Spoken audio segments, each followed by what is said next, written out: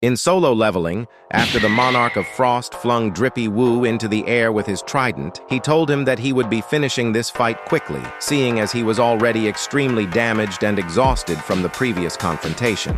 He suddenly bolted towards Drizzy Woo with immeasurable speeds, engaging in a series of clashes faster than the eye could see. Anyone watching could tell that both of them were evenly matched. In the middle of the battle, Drippy Woo thought to himself that he could see it all: his movement, gaze, breathing, mana flow, everything. And if he could just outpace him, even by just a little bit. The Frost Monarch then realized that he was planning something, saying that he didn't know what he was scheming, but it was of no use. Winding both of his weapons, infusing them with his immense power, launching a ferocious slash of ice with overwhelming strength. But in an instant, Drippy Woo suddenly snuck behind him, ready to turn the tide. But as he was about to strike, saying that he had got him, the Monarch turned around, looking at him with a nefarious smirk. Drippy Woo then stopped in his tracks in utter shock, as the onlookers watched in absolute horror, thinking that what just happened in front of them wasn't real. Even the strongest hunter in Germany couldn't believe his eyes, as it was revealed that Raken, the Monarch of Fangs, had punctured Drippy Woo's back with his claws. This dude has absolutely no shame. He's done backstab bro twice. Blood then started dripping on the floor as the King of the Beasts stood behind him, saying that even though he prided himself on his agility, he was absolutely nothing without it. Drippy Woo spewed blood from both his eyes and mouth as the system displayed his current status, stats, and abilities. His daggers then dropped to the floor, and even after he had 5 holes piercing through his chest, he thought that this should be a breeze to survive, considering that he had recently leveled up. But reality was cruel, as the Monarch of Frost stabbed Drippy Woo, saying he would be giving him back his weapon, and asked if he would be able to heal like he did before. And as the dagger started to crystallize Drizzy Woo's blood, he went on to say that he doubted he would be able to come back from that, because no matter how strong he was still nothing but an incomplete monarch. The Frost Monarch came up to him, asking if this was his limit as a human, saying that if that was the case, he wouldn't be able to witness the day their army sets foot onto this world. And when that day came, they would erect mountains with human corpses and forge rivers from their blood. Everything he was saying was being broadcast across the world, as he said that he had a different plan for the country he was born and raised in. He would freeze every single human in the country and make them suffer for eternity. They would live forever as beings that were neither dead nor alive. The Frost Monarch then told him to show him his endless hatred from the clutches of death, since that too would bring him joy. Is this a reasonable crash out? And as Drippy Woo began to freeze on the brink of death, he thought to himself, just a little more, thinking that he would somehow make it out of here alive. Though unfortunately, the system stated that the player's HP had reached 0 and the player had died. But the panel suddenly became distorted as the system identified that the player possessed the Black Heart and that he had now met all requirements needed for the passive skill Unknown. This ability was previously unusable by the player until now. The system then stated that the skill Unknown was now activated. The skill recorded in the system then started to glow even brighter as a golden light engulfed the entire screen, and then suddenly, Drippy Woo had awakened. He quickly jolted out of the bed, grasping his heart as he gasped for air extensively.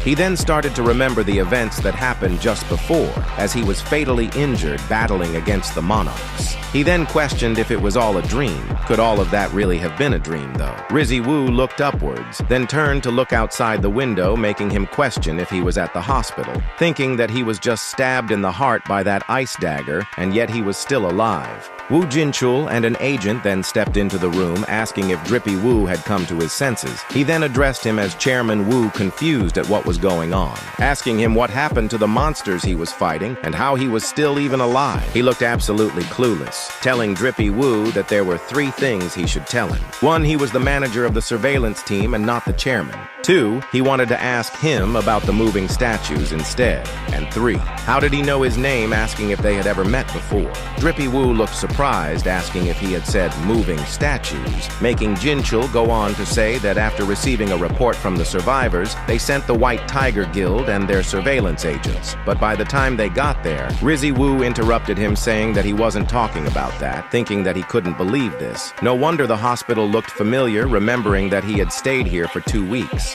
Jinchul went on to say that he looked a little different from his photo, but Drippy Woo was deep in thought, thinking that this was the VIP suite provided by the Hunters Association after barely surviving the double dungeon. Jinchul then asked if he was all right, as he responded saying that he needed some time alone to gather his thoughts. How did this happen? He asked as he reviewed that his current stats, passive, active, and job-specific skills he had since reawakening were all intact. He had retained everything. All of the items he's collected so far were still in his inventory. He even kept the overpowered item, Kamish's Wrath. Someone then opened the door asking Drippy Woo what he was doing when he just woke up, as his sister Gina asked if he had hurt his head as well.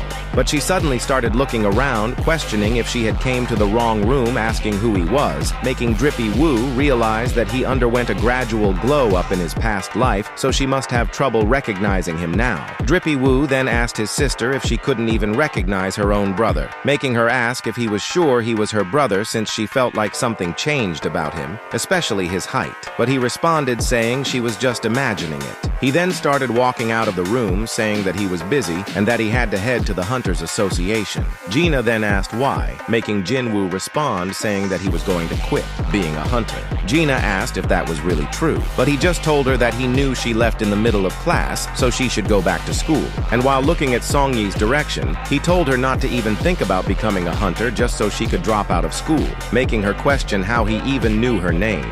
Drippy Woo then pulled up his hoodie saying that although he didn't have any shadow soldiers left, he could always rebuild his army. But he questioned what was going on. Why did this happen? And why did he travel back to the past? He went to the Hunters Association to get his rank reassessed, shocking one of the evaluators, thinking that he couldn't believe that that homeless-looking dude was actually an S rank. The worker then told him that this device couldn't handle his mana, making him say that he knew that, but he wanted to meet the chairman before his rank reassessment. The chairman? He told him if that was the case, he would escort him to his office. But Drizzy Woo responded saying that he would go by himself, since he already knew where his office was. This confused the worker, questioning how did he know where the chairman's office is when he didn't even work here. Going up the elevator, a man can be seen humming to a song as the supervisor that was secretly a hitman and was unalived by Drippy Woo during the dungeon prisoner's arc, appeared thinking to himself what kind of story he should make up today. But it already felt like he's given the association too many excuses already, and he'd be screwed if he got on Woo Jinchul's bad side. Sung Drip Woo, standing right next to him, then stated that he knew that he hasn't reported his camouflage skill to the association yet. How did you? He then added that he wasn't on the watch list even though he was up in their ranks, saying that in the near future someone would ask him to avenge their daughter for them. He didn't care what he did to the criminals, but if he hurt innocent hunters in the process, he would unalive him with his own hands. This is my first and final warning. Kang Taishik, in utter shock, nervously asked, "Who the hell are you?" But he just walked away, making him question what was his deal, saying he was like a ghost. Drippy Woo finally arrived at the office, and as he opened his eyes, he said it felt like it's been ages since they last met. He then lifted his hood up, saying, "It was nice to meet you, Chairman." The chairman then said that seeing as how he came to see him as soon as he received the test results, he must already be aware of the procedures. But he asked Drippy Woo if something was the matter, making Drippy Woo respond saying that it was nothing. As the system message stated, "Would you like to restart the world?" The chairman of the Hunter Association said he would be cutting right to the chase, but Drippy Woo responded saying that before that, he would like to make him an offer. Thinking that he needed to go to Jeju Island and gather his army, he asked the chairman to change the regulations, allowing creatures summoned by a hunter to also be able to participate in raids as official members. And if he did that, he would take care of all of the ants on Jeju Island. The system panel asking if he wanted to reset the world appeared yet again as the chairman told Drippy Woo to not be ridiculous, asking if he had any idea how many raids had failed on Jeju Island. But the chairman, suddenly in shock, questioned what the hell that energy was, as Drippy Woo sat there aura farming. It was something only he could do, telling him to leave the extermination of the ants on Jeju Island to him. The chairman thought it was definitely a power that far exceeded a national-level hunter, making him ask how this was even possible. Time passed as he relived his previous life, with the system asking yet again if he wanted to restart the world. The scene then shifted to when he stopped Kang Tae-shik during the Dungeon and Prisoners arc, the time Lee Joo-hee decided to retire. The Red Gate arc with the battle against the Ice Bears, the Hunters Guild Gate arc fighting against the High Orcs. Even after he managed to acquire the holy water of life to awaken his mother from the eternal slumber disease, the same message appeared. Even to the time where he defeated Beru and resurrected him as his shadow, the message appeared again. He then stared deep into emptiness as he laughed, asking if he could cut it out, turning around and shouting that he knew it was all an illusion, telling him to knock it off and show himself, asking how much longer he would be watching him from up there. But even after all of that, nothing happened, until the world suddenly turned black as multiple system messages appeared asking if he would like to restart the world. Over and over, the messages kept appearing, stacking a Jenga tower up to the ceiling. Drippy Woo then asked who he was, and as something stepped out of the shadow, he questioned if he was the king of the dead.